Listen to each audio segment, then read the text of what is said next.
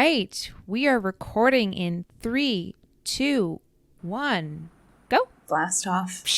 All right. Yeah, you like that little extra cheese this morning. Well, welcome again, Amy Joy. Thank you so much for being here today. Thank you for having me. Yeah, so happy to have you. Let's just dive right in. If you could just tell us your name, your pronouns, and just a one-liner about you as a professional. I'm Amy Joy. I'm a lecturer at UC Santa Barbara and UC Berkeley, where I mostly teach academic English speaking and writing to international students studying abroad in the United States, and my pronouns are she, her. I also have created a YouTube channel called Your Favorite English Teacher, and that is what we're going to be talking about today. Perfect introduction from our guest today, Amy Joy Rovirosa. Yep. We thought we'd dive right in, listeners, and let our guest introduce our topic. So welcome, everyone, to the Teacher Think-Aloud podcast, a podcast for reflective practice for teachers of English around the world. I'm your co-host, Anna. And I'm Shay. Our guest, Amy Joy, and I met in graduate school so many years ago, and we've stayed connected at conferences and through social media ever since. And we've just been so impressed to see the wonderful work Amy Joy's been putting out on her YouTube channel, Your Favorite English Teacher. So good. Mm-hmm. At the moment, her YouTube channel has over 10,000 subscribers. Wow. And that number's just been growing and growing, as you'll hear from her in a moment. So what is the key to launching a successful YouTube teacher channel? How can you start your own? And how can learners boost their English language skills on YouTube? Listen and find out.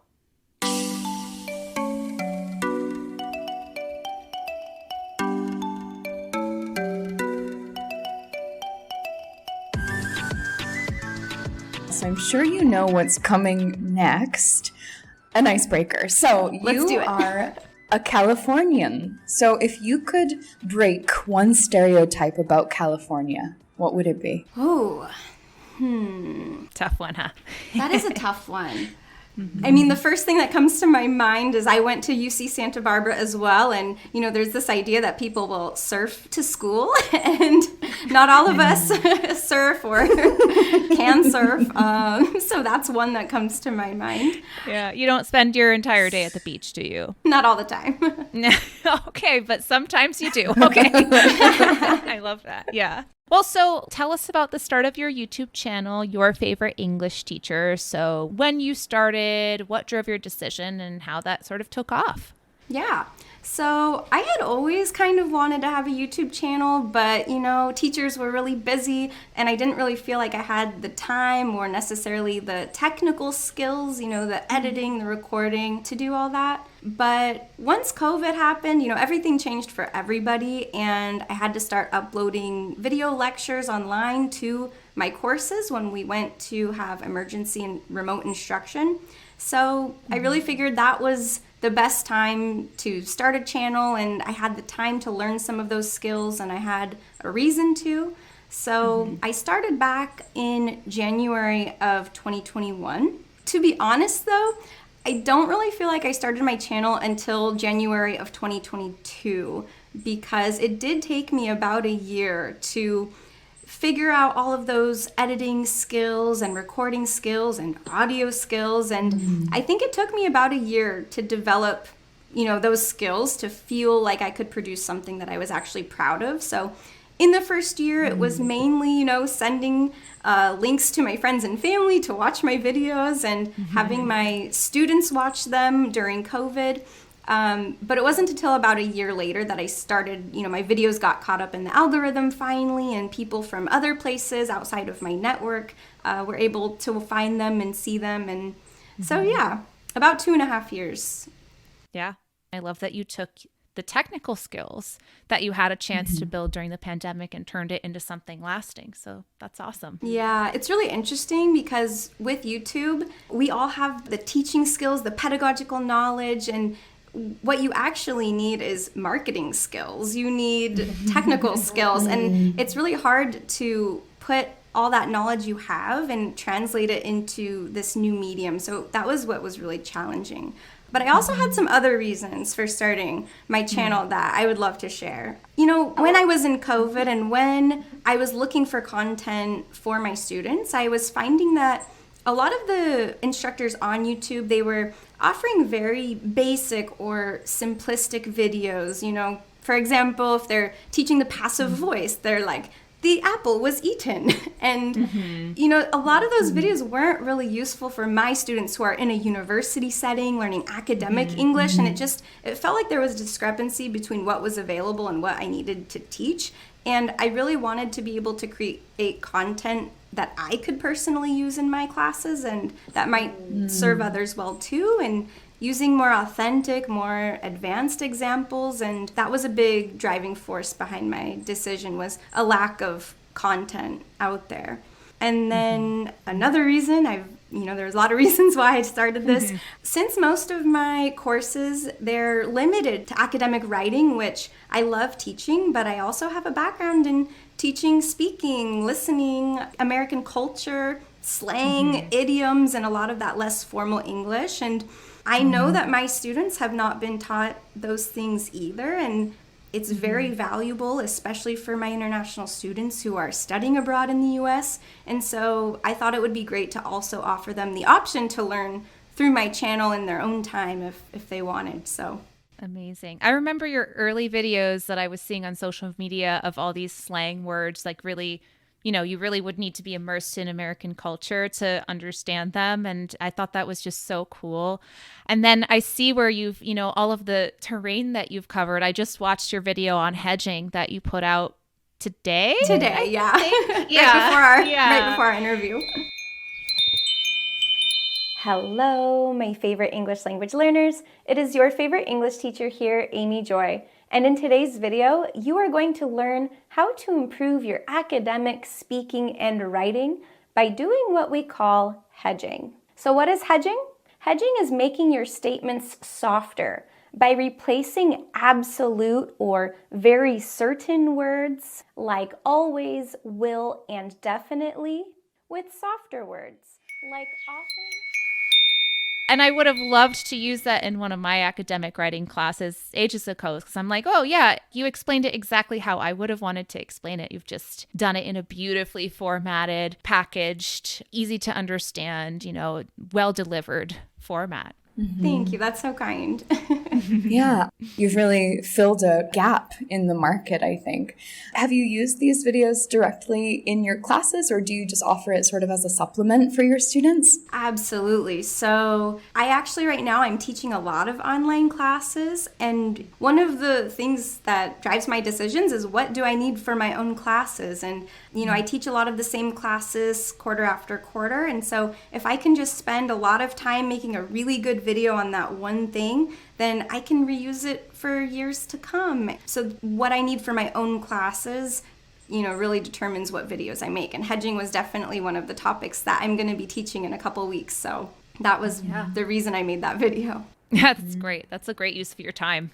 Yeah. I'd say. Well, tell us a little bit more. You've touched upon this, but tell us more about your target audience, who it is that you're actually creating this content for, aside from yourself and from your own students. Yeah, so to be honest, my audience is quite broad. Really, any intermediate to advanced English language learners who are interested in American English, American culture, and that's also another part of my niche that is unique, is a lot of the English teachers online are Australian or British, and I haven't seen too many Americans out there. So for students who are interested in American culture and English, that's who I'm here for.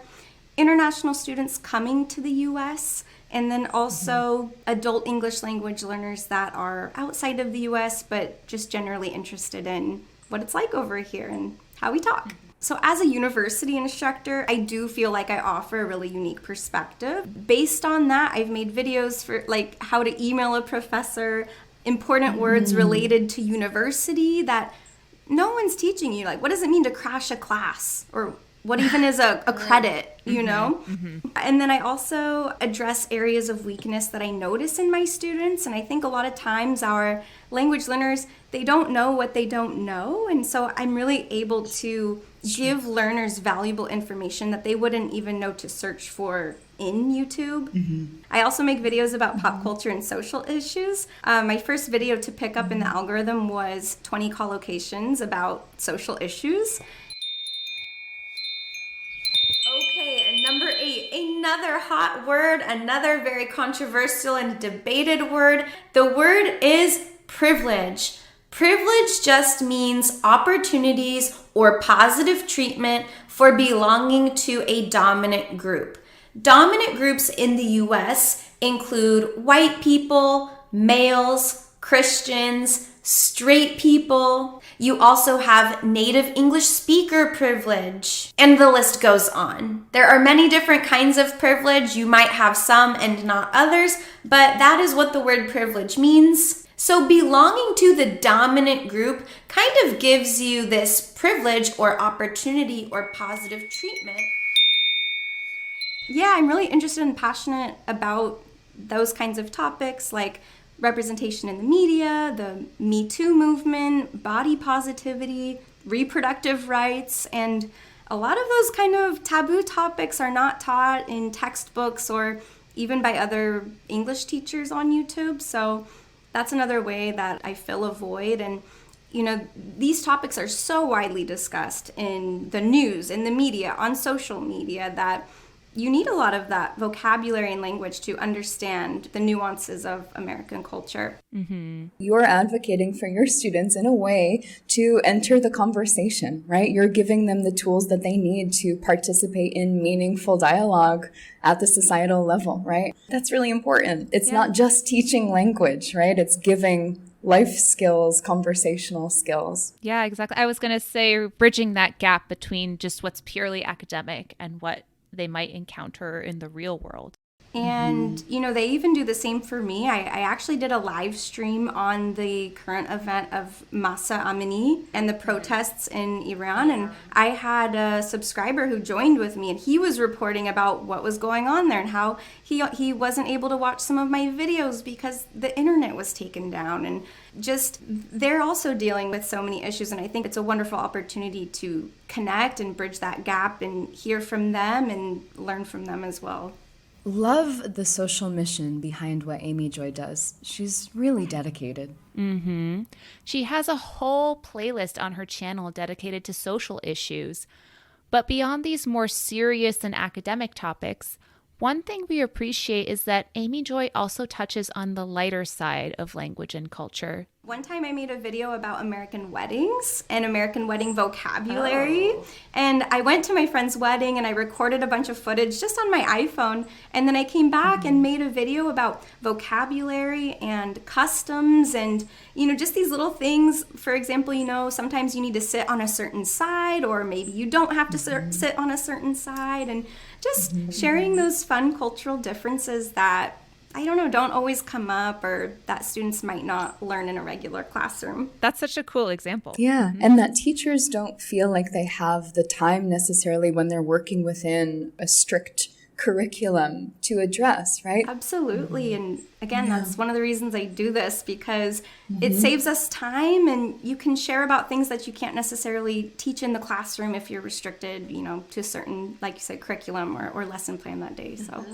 Actually, you made me really curious about, you know, who your viewers are. You've already talked about who your target audience is, but I'm interested if you can share a little bit about behind the scenes, what you're seeing in your analytics. What different nationalities have you seen on there and different kinds of people? Yeah, this is one of the best things about working on YouTube is I have students from everywhere in the world. I have a large population in India and in Korea, also Brazil. And then I have one very loyal subscriber in Sri Lanka who writes to me all the time. And it's been one of the most beautiful aspects of being on here is meeting these people that you would never meet in maybe your classroom, or maybe they would never come and be able to study in the US, but they can still learn from you. And not only are English language learners subscribing to my channel, but also other teachers. I've had teachers from Korea and Brazil both write to me saying that I showed your video in my class today and they loved it, and thank you so much for what you do. And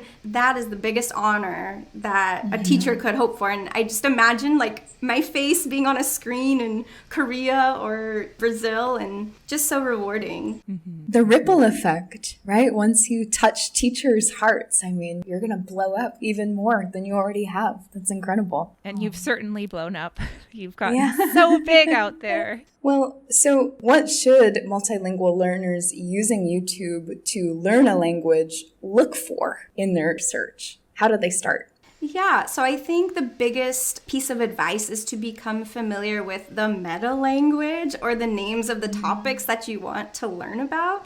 Because if we think about it, YouTube is a search engine, right? So if you can be more specific about what it is you're looking for, you will find more videos that will address your areas of interest.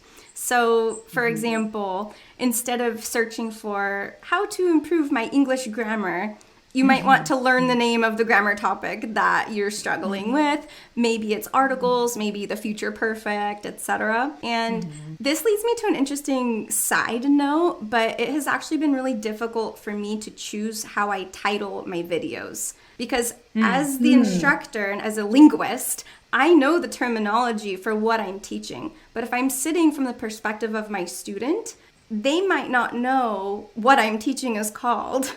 And so oftentimes what I've done is in the first part of my title, I will put something a little bit more general, like how to improve English vocabulary. And then the second part, getting more specific with the correct terminology. But it is really interesting because in the world of YouTube, your title and your thumbnail are the two most important components to getting someone to click on your video and actually watch it. And so it can be very difficult to know what your student is actually searching for. And also, I've noticed in some of my recommended searches, it's not even grammatically correct because our language learners are doing the searching and they're not necessarily using correct grammar. So it's very fascinating. I think our niche is really interesting in that regard. It's really hard to know what someone is going to be searching for and how they're going to search for the topic that they end up receiving from you. It's really interesting problem to solve. So I'm going to pay more attention to how you're naming your videos now, because that's a really interesting point. I do have another piece of advice for language learners too. To not necessarily ignore a video just because it doesn't have the most views or because a channel doesn't have 1 million subscribers. Nowadays, YouTube is quite old, and so most of the videos that have lots and lots of views, they might have just been around a long time and accumulated views over time. The same thing with the channels. So now actually viewing a video that is older, it might not be as recent, relevant, or maybe not edited as well. So don't discount a channel or a video just because they don't have too many subscribers or views. Yeah, you can always be the first group of subscribers, like get that channel started and be a loyal fan. Love that. And Amy Joy also had some tips for learners to try while watching a YouTube lesson. You know what some of my subscribers have commented that they do?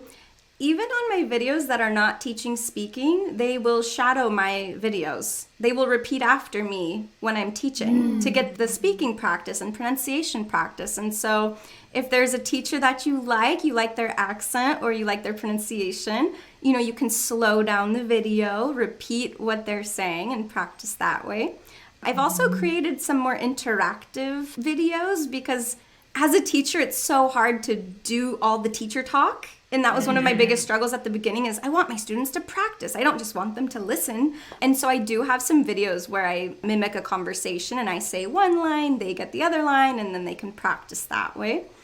I think also just taking notes. And if you're just listening to the video, you're probably not going to retain that information necessarily. So yeah, I think those are some of my top tips. Great. Yeah.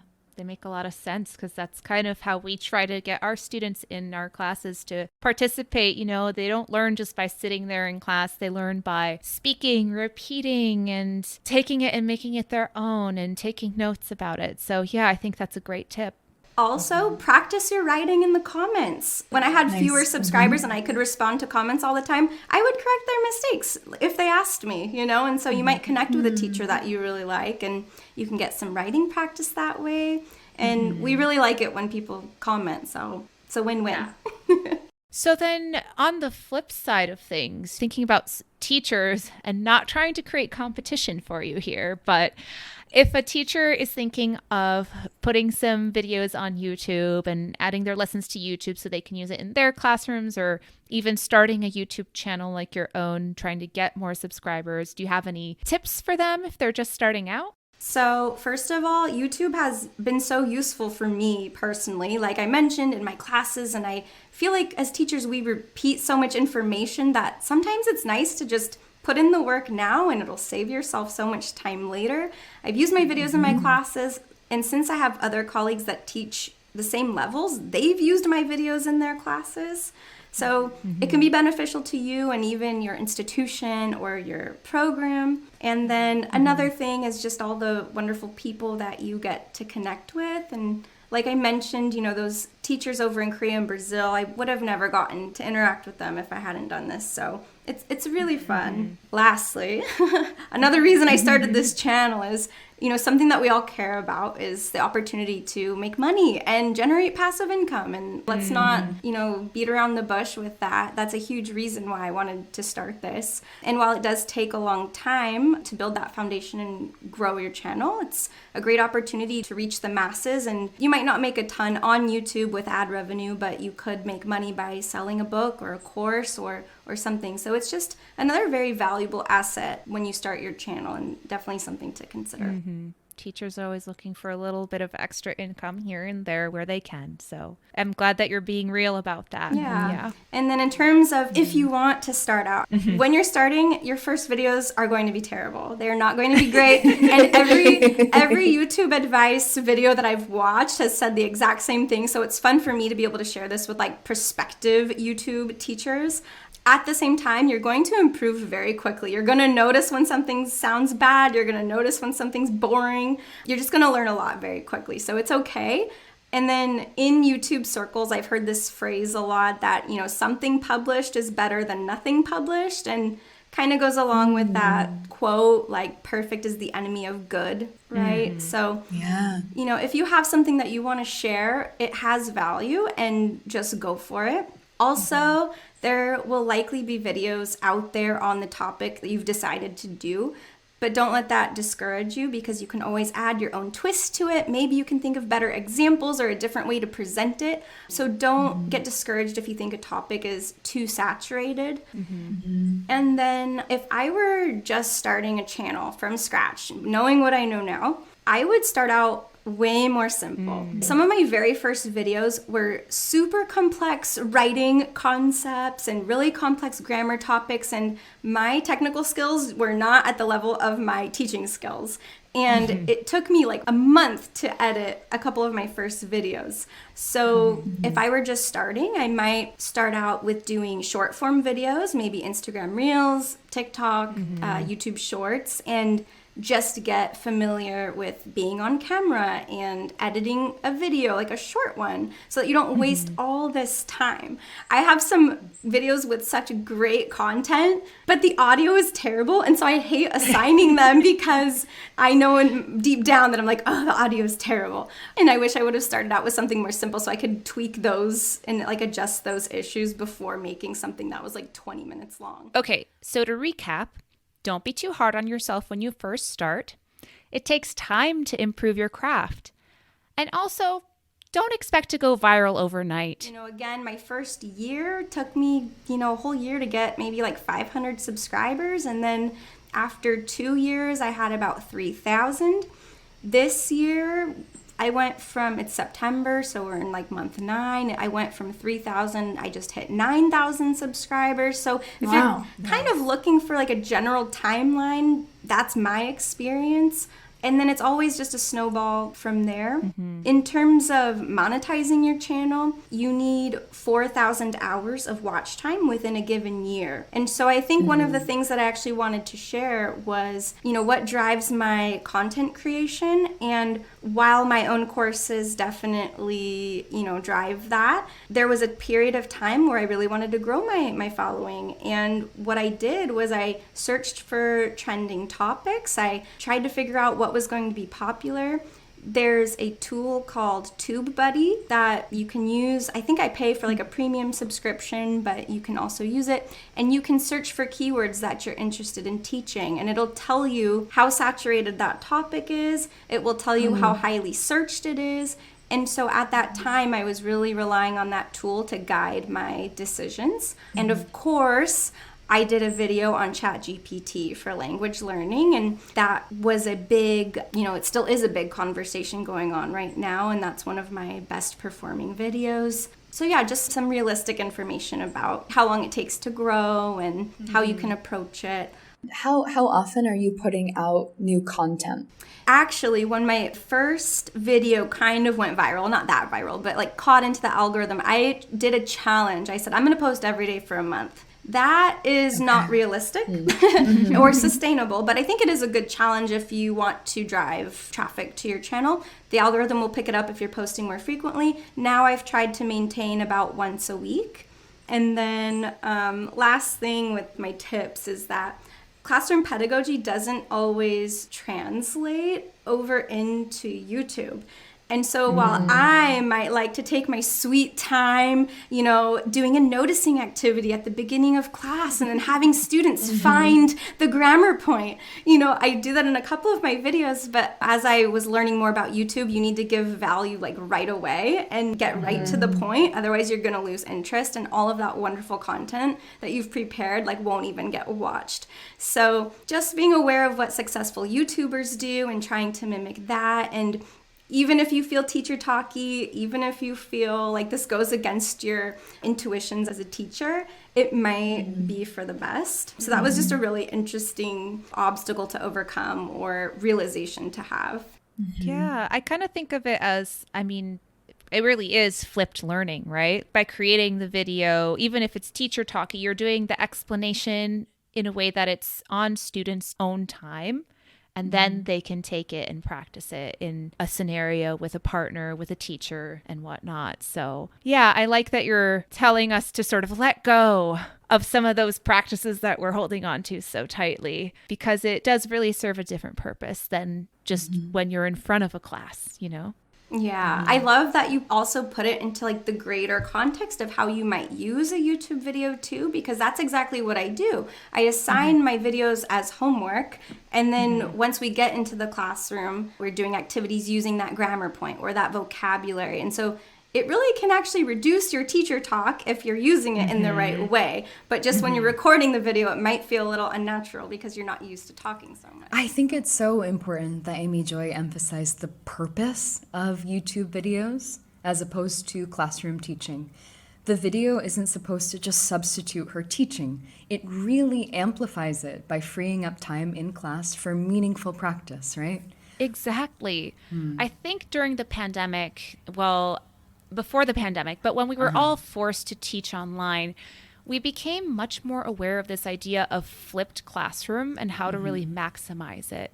I remember I spent the summer of 2020 creating a series of videos for instructors at Fordham University to use in their introductory writing course for international students.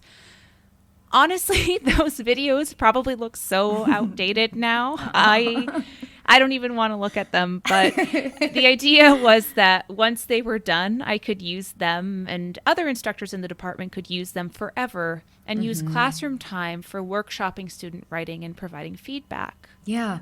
So I guess the suggestion here is if we aren't using the supportive YouTube teachers' content, it might be helpful to start tapping into existing videos that can supplement or support the instructional part of our teaching, or even start creating our own videos with easy-to-use video creation tools like Canva or iMovie.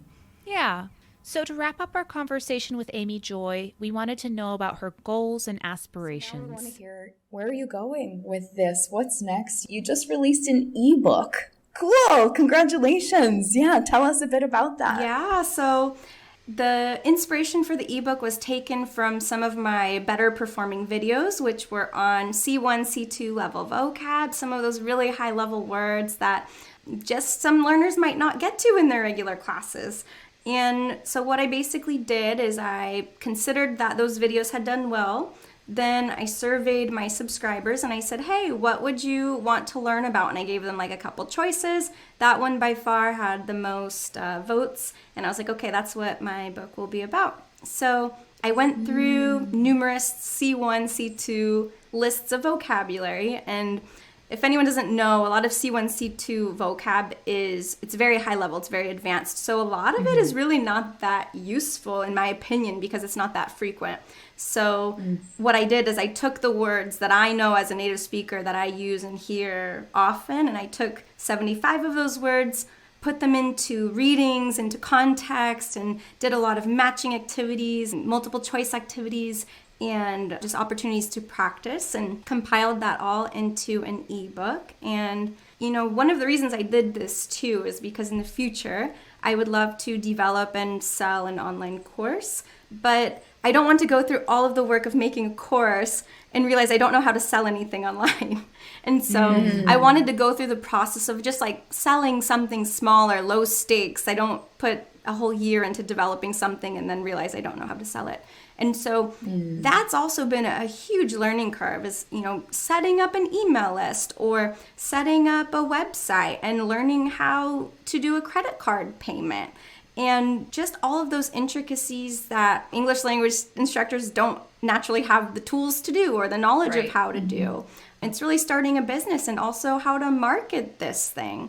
And so I've definitely learned a lot from that, and looking forward, hopefully can develop a course. And yeah. That's so exciting, and that's so smart. I'm excited to see if you end up creating a course, what that'll be like. That's just amazing. And I'm sure that part of that, beyond just knowing whether you can market it, is that, you've already built up a follower base, right? You have people who are looking out for what you're doing and are like, oh my gosh, Amy Joy, my favorite English teacher, has a new course. I really want to take it, because I know that she's going to deliver good content. So you already have that stamp of approval going into it. So that's a really smart way of doing it. And I'm excited to see where that goes. Thank you. I'm excited too. And I think a lot of us, we see people on YouTube or we see people on Instagram and TikTok, and they have so many followers and whatnot. But also realizing how long it takes to do that. And not necessarily a tip, but just something is like, if you decide to start a channel or you decide you want to start a course or something, this is going to be a years long thing. When I started, I told myself, I said, give myself 5 years.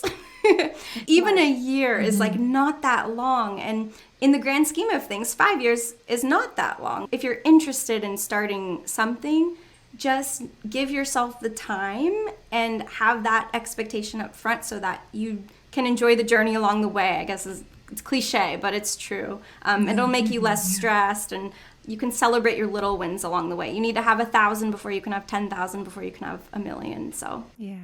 I love that. Yes. Your story is really inspirational for people out there. I really love that you highlighted this idea that even if you feel that the market is saturated, there's still space for you. You still have a different perspective, and the world will benefit from hearing from you. And that's a really beautiful takeaway for me. It will. And, I am someone's favorite English teacher. You are someone's favorite English teacher.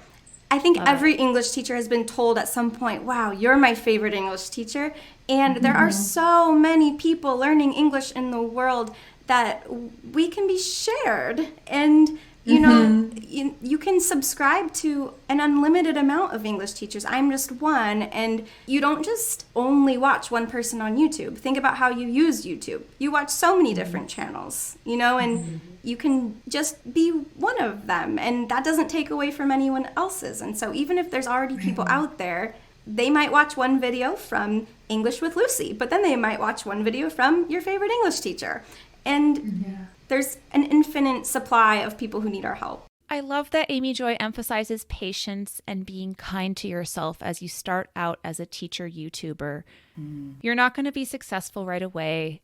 It's about persistence and learning and believing in what you're doing. So listeners, we want to hear from you. Do you have a favorite YouTube teacher? Have you ever tried starting your own YouTube channel? You can share with us in a comment on social media or email us at teacherthinkaloud@gmail.com. We welcome your questions, reflections, and ideas. And don't forget to share your thoughts on using AI in the English language classroom. We want to feature your voice on our upcoming Friends of the Podcast episode. Let us know whether you've been using AI in your teaching. Why or why not?